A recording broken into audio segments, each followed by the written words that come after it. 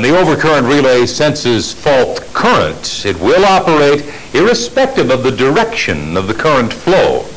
Quite often we would like the relay to operate for current flow in one direction only. Let me show you why. This example shows the high voltage bus in a distribution substation. It is fed from sub-transmission lines which are part of a continuous loop. In this arrangement, current may flow in or out of either sub-transmission line depending upon conditions or system configuration in other parts of the loop. Now, suppose a fault occurs on line A. Fault current will flow from line B through the bus to feed the fault on line A in addition to the load on the bus.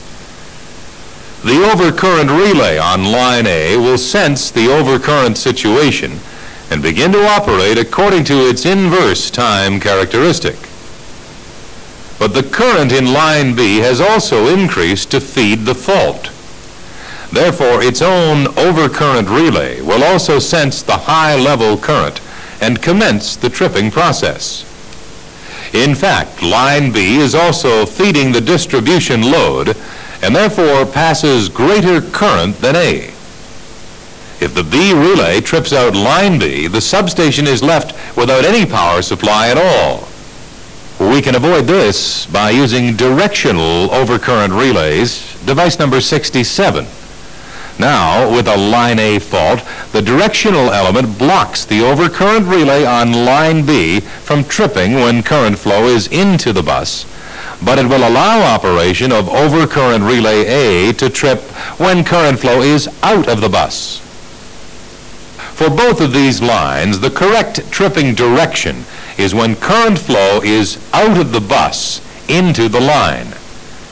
In the case of a bus fault, current will flow into the bus from both feeders.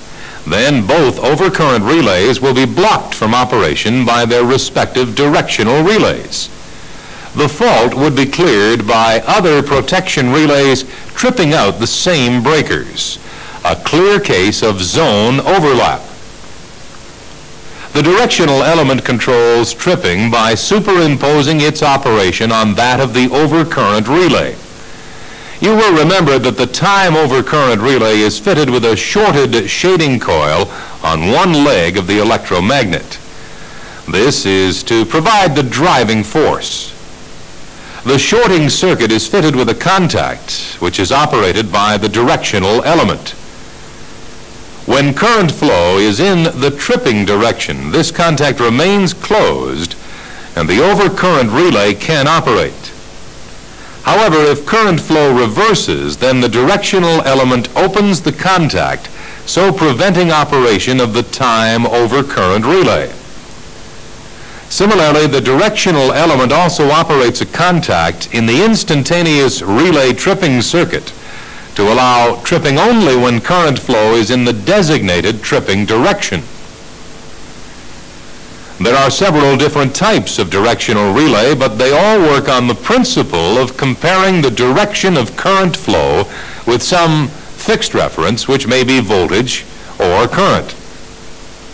To be more precise, it is usual to compare the phase angle of the current in relation to that of the reference.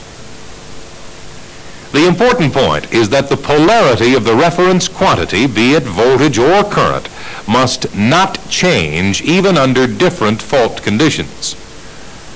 For example, if current is used as the polarizing quantity, it can be obtained from a CT located in the grounded neutral of a Y-connected transformer. In this simple arrangement, the directional element receives reference voltage from the VT on the bus. Current is measured by the CT in the protected line. In normal operation, the phase angle of the current may be up to, say, 20 degrees lag. But if the direction of current flow reverses, then the phase angle will change by 180 degrees. This very large difference is easy for the relay to detect and activate the directional element. One common type of directional relay is the induction cylinder type shown here. The aluminum or copper cylinder takes up a stationary position depending upon the fluxes developed in the electromagnet. One of the coils is receiving input from the reference voltage or current, while the other is receiving input from the CT of the protected circuit. When current flow is in the selected non-tripping direction, the two fluxes set up the cylinder so that its contacts block operation. Now, if the flow of primary current reverses, then the aluminum cylinder will immediately take up a new position. Its contacts will now allow rotation of the time over current disk, and the relay can operate. It will also close the permissive contact in the instantaneous relay tripping circuit. This constitutes directional control of the overcurrent relay. Of course, there are various other methods for achieving the same result, but the concept is the same. When current flows in the tripping direction, the directional element allows the overcurrent relay to operate. When current flows in the opposite direction, that is the non-tripping direction, then the directional relay will prevent operation of the overcurrent relays, both time overcurrent and instantaneous. Obviously, the actual tripping and blocking directions can be reversed by simply changing the polarity of the connections. In this particular relay that we've been looking at, the instantaneous overcurrent element is of a different type to that discussed in the previous segment. It works on the induction cup principle and is in fact quite similar to the directional unit. The secondary current from the CT is passed through these electromagnetic windings. A capacitor is wired into the circuit of one of the coils so as to provide a phase difference between the two fluxes and in turn produce turning motion on the cylinder. The spring restrains movement of the cylinder. However, as soon as the current flowing through the coils increases above the set pickup value, then the induction cylinder will rotate and close its trip contacts.